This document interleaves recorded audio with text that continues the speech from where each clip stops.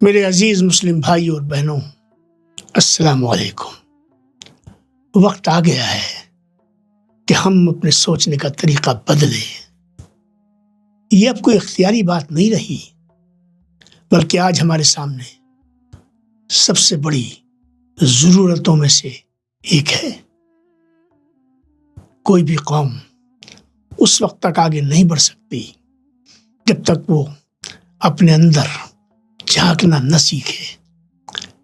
ہمیں ہر مشکل کا الزام صرف باہر کی دنیا پر ڈالنا بند کرنا ہوگا۔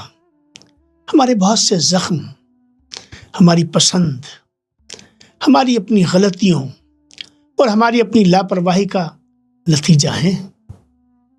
بہت عرصے سے ہم نے یہ عادت بنا لی ہے کہ ذمہ داری سے بچنے کے لیے ان لوگوں پر انگلی اٹھا دیں جنہیں ہم دشمن کہتے ہیں۔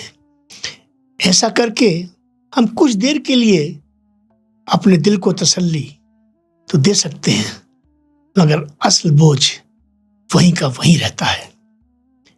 آپ جانتے ہیں میں کس آواز کی بات کر رہا ہوں؟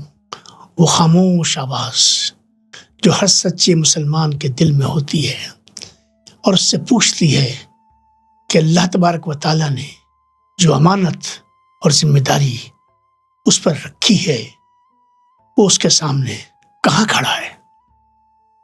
ہم کب تک ان نشانیوں سے منہ موڑتے رہیں گے جو اب اتنی صاف اور واضح ہو چکی ہیں کہ انہیں نظر انداز کرنا آسان ہی نہیں، ناممکن ہو چکا ہے۔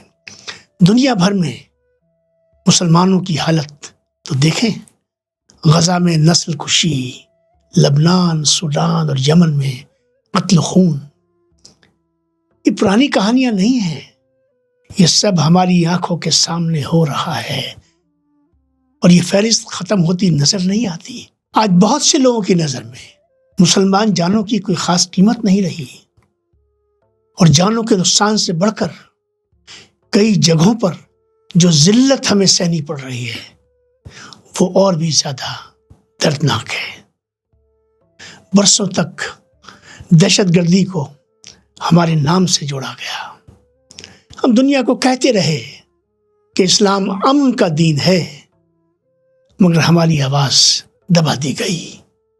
عراق، افغانستان، لیبیا اور شام میں لاکھوں لوگ دہشت گردی کے خلاف جنگ کے نام پر مارے گئے، اور ہم نے ہر چیز کا الزام صرف مغرب پر ڈال دیا۔ لیکن جب انہی ملکوں کے کچھ لوگوں نے غزہ کے لیے آواز اٹھائی تو ہم نے بغیر ہچکچاہٹ ان کی ہمدردی قبول کر لی۔ میں ہندوستان میں رہنے والے مسلمانوں کے لیے ایک سوال رکھنا چاہتا ہوں۔ انڈیا اور یہاں کی ہم کتنی اور بے عزتی برداشت کریں گے؟ اس سے پہلے کہ ہم خود سے پوچھیں کہ ہم کہاں غلط ہوئے، ہم ان لوگوں کی مذمت میں جلدی کرتے ہیں جو ہجومی تشدد کرتے ہیں، مسجدوں کی بے حرمتی کرتے ہیں اور ہمیں کھلے عام ذلیل و رسوا کرتے ہیں۔ مگر اس حالت میں ہماری اپنی ذمہ داری کہاں ہے؟ ہر مسلمان یہ یقین رکھتا ہے کہ جب وہ سیدھے راستے پر قائم رہے گا تو اللہ کی مدد اور کامیابی آئے گی، اور یہ بھی مانتا ہے کہ جب وہ اس راستے کو چھوڑ دے گا تو ذلت اور نقصان اس کا مقدر بنے گا۔ مگر ہم میں سے بہت سے لوگ ایسے زندگی گزار رہے ہیں جیسے یہ حقیقت کبھی ہمارے دروازے تک نہیں پہنچے گی۔ وقت آ گیا ہے کہ ہم اپنے ذہن کو جواب دہی کے اس احساس کے مطابق ڈھالنا شروع کریں، کیونکہ سوچ انسان کو حقیقت کا احساس دیتی ہے۔ احساس دل میں تبدیلی کی خواہش جگاتا ہے، اور یہی خواہش وہ ارادہ اور ہمت پیدا کرتی ہے جو ذمہ داری قبول کرنے اور اس پر عمل کرنے کے لیے ضروری ہے۔ وقت آ گیا ہے کہ ہم اپنی ہر مشکل کا الزام دوسروں پر ڈالنا بند کریں، اور جب میں دوسروں کی بات کرتا ہوں تو اس سے مراد ہماری قوم کے باہر والے بھی ہیں اور ہماری اپنی اندر کے لوگ بھی. میں یہ نہیں کہہ رہا کہ ہمارے خلاف قوتیں موجود نہیں ہیں یا ان پر کوئی الزام نہیں ہے. وہ موجود ہیں اور ہمیشہ رہیں گی.